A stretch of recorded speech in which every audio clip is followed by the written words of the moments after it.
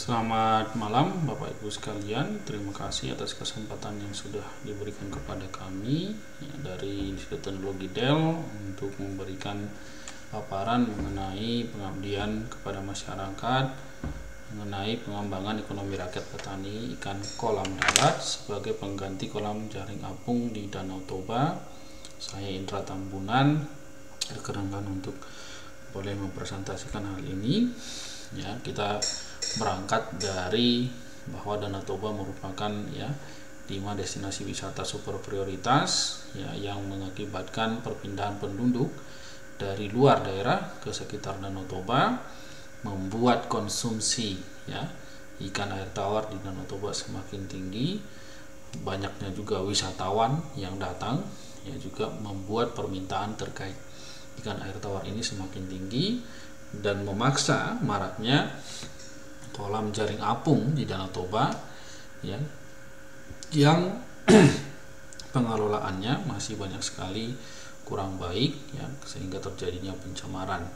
Nah, hal inilah yang membuat kita melihat bahwa perlu solusi sebagai pengganti kolam jaring apung ini, karena di tahun 2023 pemerintah juga sudah akan menertibkan banyak area di mana masih banyak kolam jaring apung hingga tahun 2023 akan ditertibkan sehingga tidak lagi terjadi pencemaran. Nah, karena itulah kita melihat Toba sebagai salah satu pemroduksi ikan air tawar budidaya, di mana menghasilkan ikan patin, ikan lele, ikan nila dan juga ikan mas dengan jumlah yang tidak sedikit 446 ton untuk ikan patin, 1474 ton ikan lele dan 12.716 ton untuk ikan nila atau mujahir serta 119 ton untuk ikan emas. Nah, kalau di kita akan fokus kepada pengelolaan ikan lele, di mana di daerah kita ini masih banyak yang menggunakan ikan lele pengelolaannya di kolam tanah, di mana kondisi suhu dan pH akan sangat susah diatur, perawatan kualitas air yang cukup rumit, proses pemberian pakan yang tidak optimal yang menyebabkan kondisi air susah untuk diatur dikendalikan. Bentuk yang lain adalah karena susahnya pengendalian hama karena predator alam sehingga kita mengusulkan pengelolaan ikan lele di kolam terpal, di mana nanti ini akan sangat baik kita atur sedemikian rupa dengan sirkulasi air, pengeringan kolam, dan juga nanti kondisinya akan sangat bisa lebih presisi dan efisien.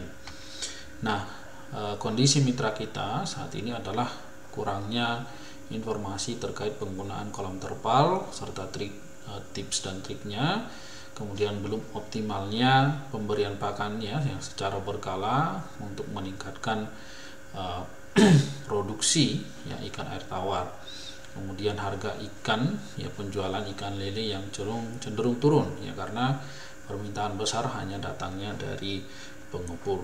Karena itulah usaha usulan kita yang kita ingin coba bantu untuk petani kita adalah agar produksi ikan lelenya meningkat. Kita akan serahkan nanti bibit unggul ikan lele jenis mutiara kepada petani serta pakan yang memiliki tingkat protein yang tinggi.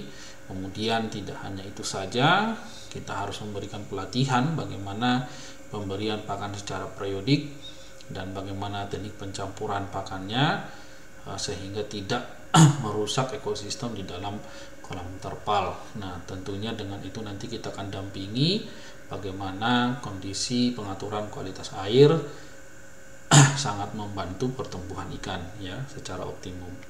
Nah, dari situ ini nanti langkah-langkah yang akan kita lakukan, kita ajari para petani bagaimana penyebaran bibit unggul ikan lele mutiara nanti ketika kita sebar di kolam terpal, kemudian pembibisan pakan ikan, pemberian pakan secara periodik, perawatan kualitas air kolam, dan panen metode sortir. Nah, jadi dengan harapan ini pada akhirnya adalah meningkatkan ekonomi rakyat petani, khususnya ya di dalam hal ini adalah petani ikan lele yang dikelola dibudidayakan dalam kolam darat, khususnya kolam terpal. Itu saja yang kami sampaikan dalam pengabdian ini. Terima kasih atas kesempatannya. Selamat malam.